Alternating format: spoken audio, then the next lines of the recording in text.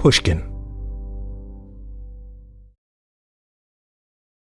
It feels like searching the web is a problem that's been solved. You know, it's ridiculously easy for me to say, find out when Alexander Hamilton was shot, 1804, or whether they are making Sing 3. Not yet. But Matthew McConaughey has expressed interest. And yet, and maybe this is not surprising, the people who spend their lives working on search do not think search is solved. This is partly because the people at the frontier of search don't just want to search the web. They want to answer every question that might cross your mind, even questions you can't put into words.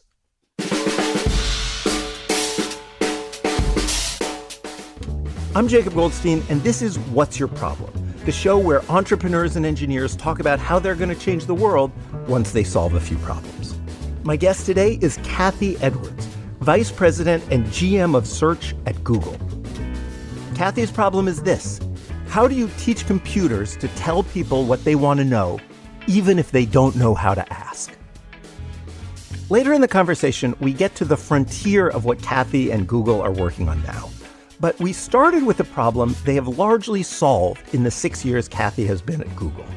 The jump from search results based on keywords to search results based on natural language, the way people talk in everyday life. So one of the problems that we were working on around 6 years ago is this problem of natural language queries. So if you're old enough to remember the early days of search on the internet, there was this idea of keywordese, right? That you had to sort of take this idea you had in your mind of what you needed to know and figure out what were the exact right keywords to enter into the search engine to get your results back, right? Give me an example. And as an example, very early in I remember being taught how to query back in, 1999 and being told never use the word and, never use the word the, because the word and or the word the is in almost every document on the internet. And the way it worked back then is you did this word matching, right? And so if you had a word that was in your query and there was that same word in the document, then that document would be returned and potentially scored, right? And that was very helpful if it was a word like genetics, right, which was highly specific and wasn't in a heap of documents on the internet, but the word and, not very specific. And in the very early days of the internet, these words weren't even weighted particularly, right? The word and would count for as much as the word genetics. And so a document might have a ton of the uses of the word and one use of the word genetics, and it would score really highly, even though it wasn't particularly genetics focused. Now, by the time you get to Google, that part is solved, right? Google by that part is 6 solved. years ago is weighting genetics more heavily than it's weighting the. But what? What part 6 years ago was not solved that's solved now, or solved-ish now? But we were still seeing people do these very keyword-oriented queries. So they weren't saying things like, what wine pairs best with chicken? Or if they were doing those queries and getting not the best results, because not only is there a question of word matching and how much each word counts for, there's also the question of does the word what appear at all, right? Are the answers to that question actually just documents that talk about the best wine to pair with chicken is, Chardonnay, right? And not so much talking, they didn't include the question. And so we sort of saw these SEO documents that would spring up that would have the questions kind of baked in an attempt to match, but those documents weren't necessarily the best answers.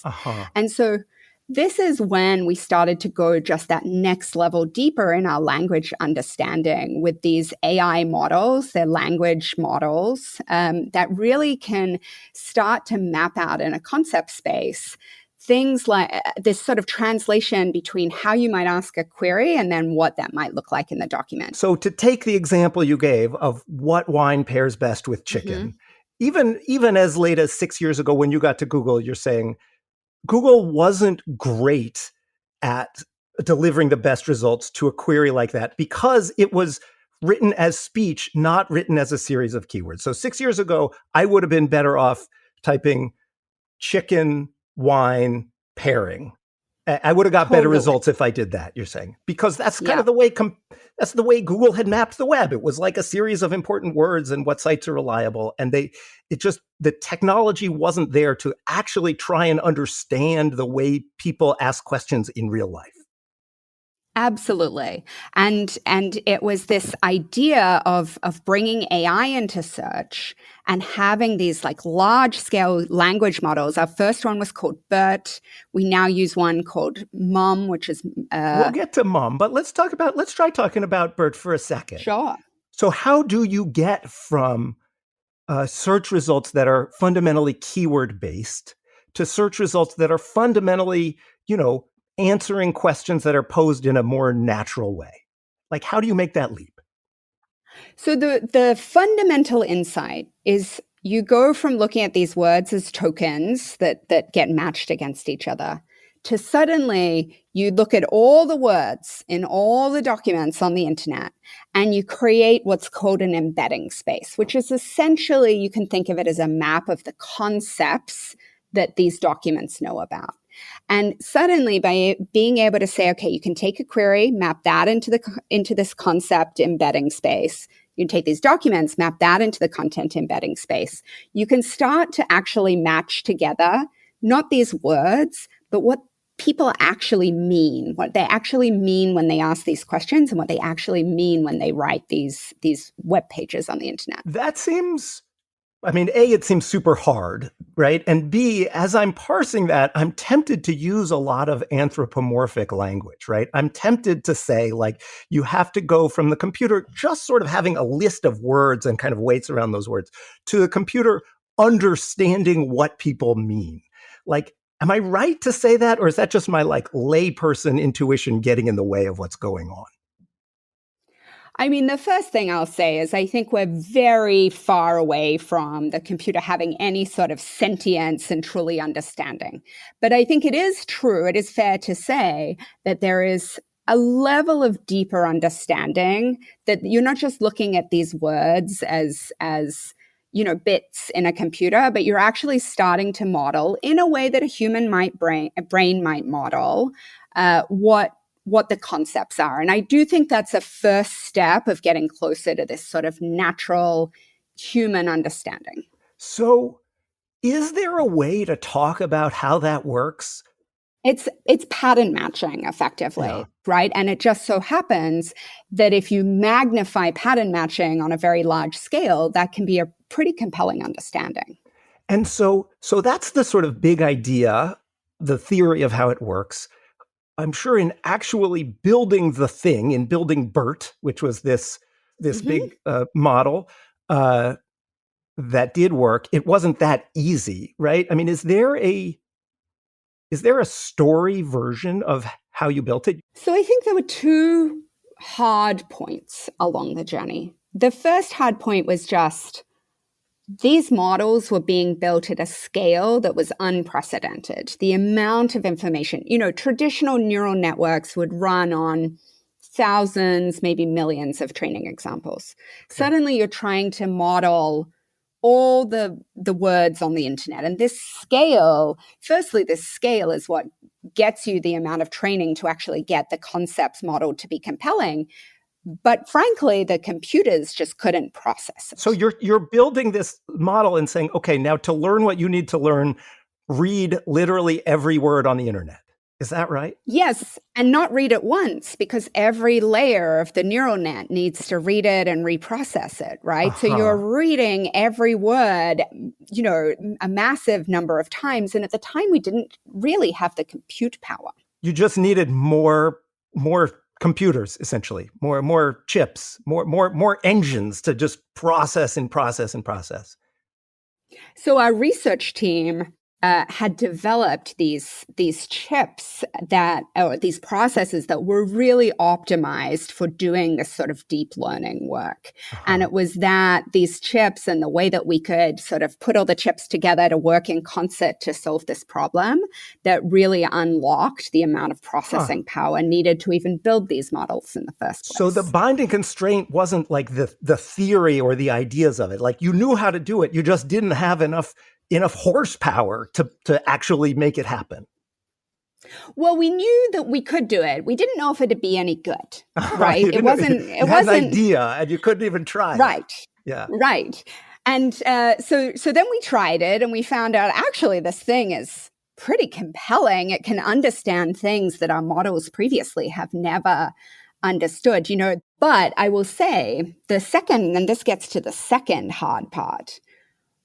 Once we had these large-scale language models, we didn't quite know how to put them into search ranking. This was not something that had been done before. So we have in Search this incredibly rigorous methodology for testing any given change to our algorithm. And it's based in statistics, and it statistically samples queries, and we look at the before and the after, and there's a scoring system to say, is it better or not?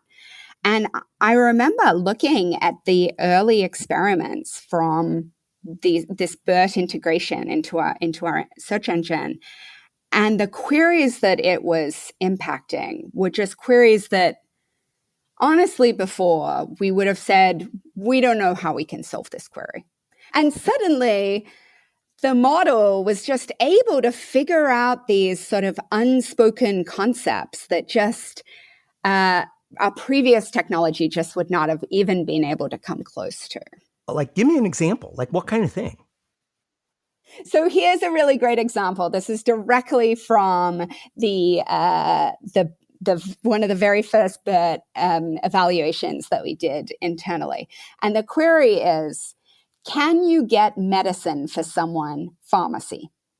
Right. And so what's interesting about this question is the user's looking for something very specific. They're looking like, maybe my partner is sick. Can I go and pick up their prescription at the pharmacy for them? Or do they have to go and get it? Right. It's also weirdly janky where it's half in natural language. Can you get medicine for someone?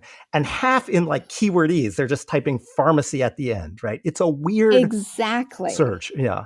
And so previously, we didn't know how to parse out this intent, right? This idea, we could tell that it was about getting a prescription from a pharmacy, but this notion of for someone was a concept that was just slightly too complex for word matching. I didn't even understand it until now. What they mean is, can I pick up someone else's prescription? That's what they're actually asking, but it's poorly worded, frankly, and therefore hard to figure out.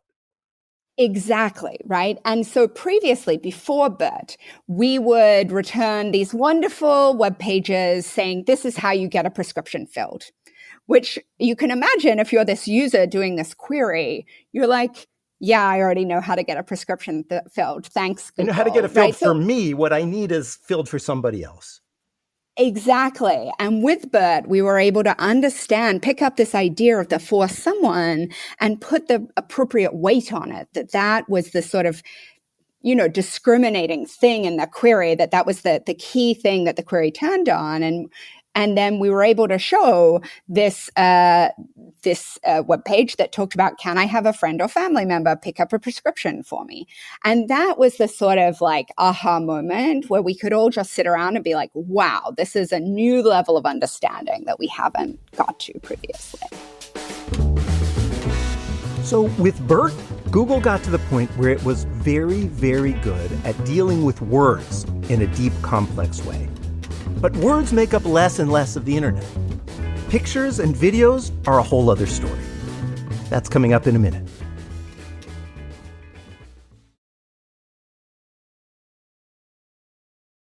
Now, back to the show. So you have got to this place now where you, Google, have made the leap from keyword-based searches to intention-based searches. What do people mean, right? Which is this big, interesting leap. And so I'm interested in kind of the next leap. Like, what's the next big, hard problem you're trying to solve? What's really interesting to me is this idea of how many questions you don't ask because you don't even know the words, right? Like, this is a bit of a sad story, but I have at my house this oak tree, and the oak tree I think is dead. And it's very sad for me because it's a very beautiful oak tree. And what's interesting is, I looked at the oak tree. I'm like, wow, those leaves are kind of brown. Like, that's not, doesn't seem right to me. I wonder if there's something's wrong with the oak tree, right? But I can't necessarily right now really articulate that to a computer, this fundamental question of, is this oak tree dead? And if not, what can I do to save it, right? So what I do is I go and type in some queries. I say, oak tree dead. How do I know if my oak tree is dead? And I get back results, but those results aren't necessarily they're not taking in any context of this particular tree and what do the leaves look like. And so this idea of how can you start to ask these questions using all of the information around you, using your camera to actually capture this particular oak tree, using your location to know, what are the native oaks in this area and what's the current incidence of sudden oak death syndrome, which is a thing that I have recently learned exists. Okay, so I get why this is a hard thing to search in a text box. Right. And so the thing that's interesting to me is how can we facilitate asking those types of questions where it's a mix of, here's something that you're looking at, here's something that you're saying with your words that adds to the picture. Here's a lemon tree that's got some black spots on it. What's wrong with it? Like, how can you help me understand what I should do about this? These sorts of questions, I think, are right now, we have to do a tremendous amount of work to try and translate these questions into text that we would issue to a search engine. We, the user. We, the user. Yeah. Normal people, yes. Yeah. We're all doing it. And when you think it's, sometimes it's very easy, right? But sometimes you're like really having to work hard to come up with a query that will actually get you the answers that you need. And I think that's really the next frontier for us is how do we, on the query side, help users just naturally, intuitively express whatever information need they have. And then how do we understand the whole universe of information, not just the web pages, but all the images and video and audio out there, and take that next level of like concept understanding to match those together so that we can get users even more precise answers that really help them. Great. So that's the like vast dream / big problem. Can we reduce it a little bit so we can talk in sort of practical terms about what you're working on? I mean, I know there's this new AI model that integrates images, like you can, take a picture with the camera on your phone and put in text. So you have this new model and it, like the old one, has this warm, fuzzy acronym, right? It's called MUM, which stands for, hold on, I got to look at my notes, the Multitask Unified Model. So, tell me about MUM. So MUM is our next level model that, BERT was about language. MUM is about all these different modalities of information coming together. Particular images and language? I mean, is that if we really... Images and language. And we've got some limited applications of it in search today. So, for example, you can take the photo of somebody's handbag and say you want to shop it, and that will work today. And that is we were not able to do this previously, and that in and of itself is a big breakthrough. But there's still so much headroom, right? There's still so much ability to say, you can add sort of. I would classify our current ability to process words in this multimodal context as, kind of like back in the early days of the internet. You can say near me to find where you can buy it near me. You can say buy, but you can't necessarily ask an incredibly complicated question about a picture, right? So we're kind of back to keywords in this new pictures plus words universe. Let me ask a dumb question. Why? Why can't you just take all of your brilliant intent AI and copy and paste it to fit with the image AI? So a couple of things. The first is that anytime we develop sort of this new technology, we also need to see how users start using it, right? And Uh-huh. so I think it's also fair to say that we don't have we have a ton of people using this, but we haven't yet. There hasn't been time for that new technology to really be accepted by the world, and then we have this vast set of queries that we're doing poorly on, right? So that's the Uh-huh. other thing you should know about Google. We spend a lot of time looking at the queries where we're failing. That's one of the other reasons we have a deep appreciation of how search is an unsolved problem, Uh-huh. because we're just constantly looking at queries where the user's clearly not getting what they're looking for, and use that as a seed to figure out how to make things better. So do I understand you that the fundamental thing you need now is just lots of people to use this thing so you can see the weird ways people search and the things they sort of do that are hard to understand? That's certainly one of the things we need. I mean, it is fundamentally, search works in service of our users, right? And so understanding the failures is critical to how we get better. I think there are also just things that we know that we need to do on the AI and the model side that we'll continue working through, right? The ability to really bring together more of the two-step process of how do you conceptually understand the words, conceptually understand the image, and then bring those two things together and have that be a bit deeper on both sides rather than just the combination together and those sorts of things. But yeah, I mean, people coming in and using it and then having a bad time will then make it better. It seems like there have been two main threads of AI research. One is basically language, and the other is basically vision and images. I mean, is it right to think of what you're trying to do as the synthesis of those two sort of main AI traditions? Yeah, I think so. I think it is clearly the case that just like with BERT, we took all these words and we got down to concepts, right? It Hmm. is clearly the case that human beings understand the world through concepts, and they do that visually and they do that with language. And ultimately, the concepts are the same, right? So Uh-huh. being able to say, okay, here's a concept, and we can attach to that what that concept looks like, or that visual representation of that concept, as much as it has one, and the words surrounding that concept. That's when we can really unlock this true natural way of understanding the world that we think is going to enable people to ask all those questions that they have that they're not asking right now. Are there applications that go beyond search that come to mind if you figure this out? Yeah, I mean, I think that search has this connotation of kind of find what's out there.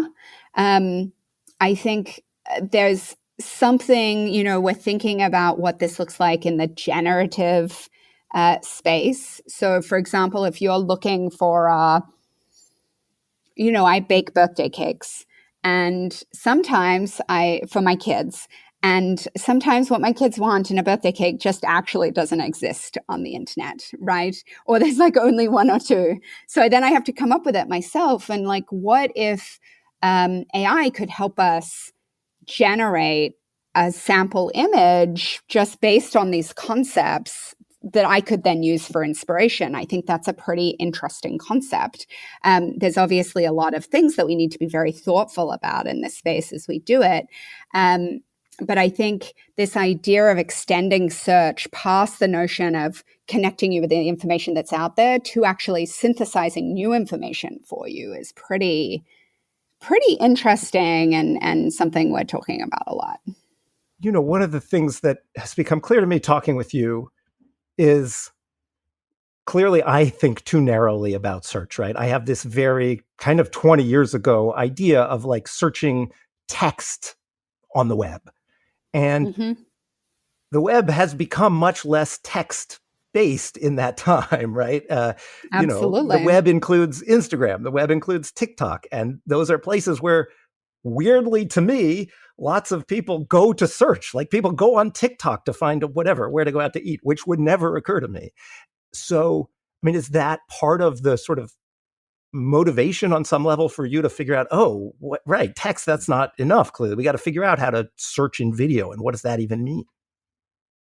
I think we're really driven by what our users are telling us, and we just have really robust mechanisms for understanding what our users are doing. And it's pretty clear that people around the world find image and video content to be pretty compelling, right? Yes, that is indeed clear. I mean, that's sort of a very obvious statement, but Yes. the internet in the early days, it was bandwidth constrained, it was technology constrained, it had to be words because that's what the technology enabled, not necessarily because that's what human beings most enjoy in terms of an information consumption experience. And so we really are driven by what we're seeing in the user trends, and we're really driven by just this mission of how do we keep helping people get the best answers to their questions that we can give them.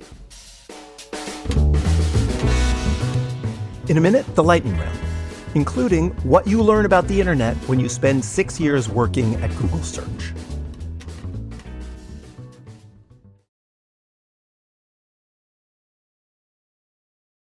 Now let's get back to the show. I want to do a lightning round. We close usually with a lightning round on this show. Just a bunch of relatively quick questions.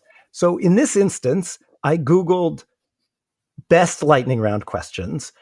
And right at the top of the search results page, I didn't even have to click through, is this bulleted list? I'm just going to give you a few from there. Sounds good. Favorite day of the week? Monday, because I get to go to work and not deal with my kids all day, who I love very dearly. Good. Favorite city in U.S. besides the one you live in? I'm just reading here. New York City. Thank you. Would you rather be able to speak every language in the world or be able to talk to animals? Speak every language in the world. I'm shocked, to be honest. Although I get that Google might actually figure that out. Does it not seem like you can already get a translator for every language? Talking to animals would be like a revolution in human understanding of the natural world. I guess, but I do not speak any languages really, and I constantly feel bad about it. So maybe that was just a personal feeling of weakness. So now we're pivoting out of the Google lightning round questions into my own bespoke lightning round questions. What's your favorite kind of cake to bake? Oh, well, so I really make these quite elaborate cakes for my children because I want them to be able to grow up and say, wow, I remember you making great cakes for us, mostly. So I recently made, in one of my kids plays Minecraft a lot, and there is a character called a slime, which is a sort of jelly blob that kind of jumps on top of you and kills you if you don't fight it off. And so I made a slime cake with a cake embedded in the jelly. So, big idea one here. What do you think you understand about the internet that most people don't understand? Oh, I like this one. I think most people don't understand how much it changes every day. And, so we have this astonishing stat that even I didn't believe when I heard it, which is that 15% of the queries Google sees every day we have never seen before. And that happens every day, that there's 15% are just completely new. And the same happens on the internet side. Every day we index a ton of new content that we've never seen before about ideas that are completely new to humanity at that time, right? And, we have to be able to continually understand that and keep up. And I think that people sort of have this idea that there's a fixed amount of information out there, but actually human beings are astonishingly productive and are constantly coming up with new ideas. If everything goes well, what problem will you be trying to solve in 5 years? I will still be working on making Google Search better for all our users. I think we will be working on this for the next 100 years. Is there a narrower answer? Like this particular problem you're working on now of integrating image and words, basically. Like, you think you'll Obviously, it won't be completely solved, but you think that'll basically work? And if so, is there a next thing? I think the problem of video, I think, will continue to be hard because there's just such a large amount of information in a given video. The other problem that I'm really interested in is helping people pause information with helpful context.